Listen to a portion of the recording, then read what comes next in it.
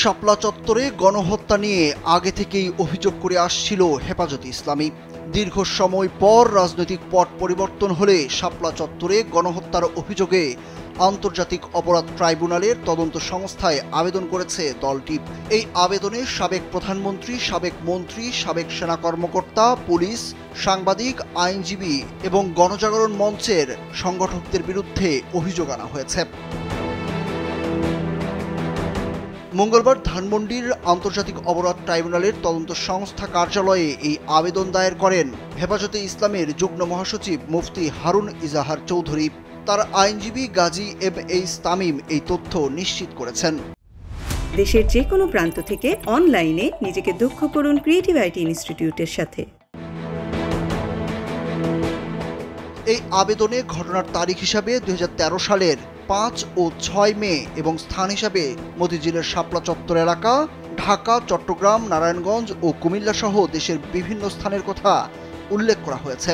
অপরাধের ধরনে বলা হয়েছে হেফাজতে ইসলামীর আন্দোলনকারী নেতাকর্মীদের সমূলে বা আংশিক নির্মূল করার উদ্দেশ্যে 1 থেকে 24 নং আসামিদের নির্দেশে ও পরিকল্পনায় অন্যান্য আসামিগণ কর্তৃক শহরব্যাপী ব্ল্যাক আউট করে টিভি চ্যানেল সম্প্রচার বন্ধ ও নিয়ন্ত্রণ করে আগ্নেয়াস্ত্র দ্বারা নির্বিচারে গুলিবর্ষণ করে হত্যা, লাশ গুম করে গণহত্যা ও মানবতাবিরোধী অপরাধ সংঘটিত হয়।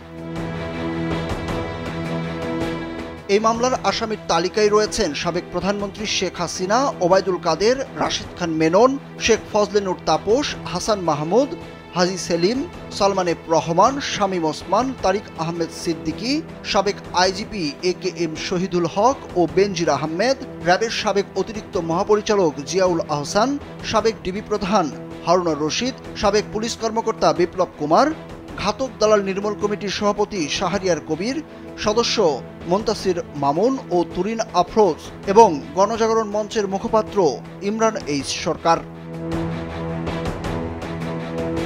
এছাড়াও এই তালিকায় আছেন 71 টিভির এমডি মোজাম্মেল হক বাবু, সময় টিভির আহমেদ জুবায়ের, এবি নিউজের সুভাষ সিংহ রায়, সাবেক প্রধানমন্ত্রীর প্রেস সচিব ও দৈনিক আমাদের নতুন সময়ের নাইমুল ইসলাম খান, বিজিবির সাবেক ডিজি ও সাবেক সেনাপ্রধান আজিজ আহমেদ, গোয়েন্দা সংস্থা এনএসআই-এর সাবেক ডিজি এম মঞ্জুর আহমেদ সহ অজ্ঞাতনামা, সাবেক মন্ত্রী, প্রতিমন্ত্রী, সংসদ সদস্য ও কতিপয় বিজিবি, র্যাব, পুলিশ সদস্য এবং তৎকালীন কয়েকটি ইলেকট্রনিক ও প্রিন্ট মিডিয়ার নীতি নির্ধারক।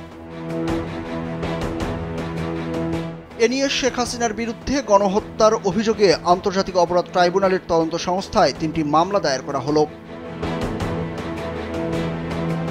এর আগে শাপলা চত্বরের অভিযানে 61 জন নিহত হন বলে এক প্রতিবেদনে দাবি করে মানবাধিকার সংগঠন অধিকার। যদিও পুলিশের দাবি রাতের অভিযানে কেউ মারা যাননি, আর দিনভর সংঘাতে নিহতের সংখ্যাটি 11। সুরুজ আহমেদ, কালবেলা।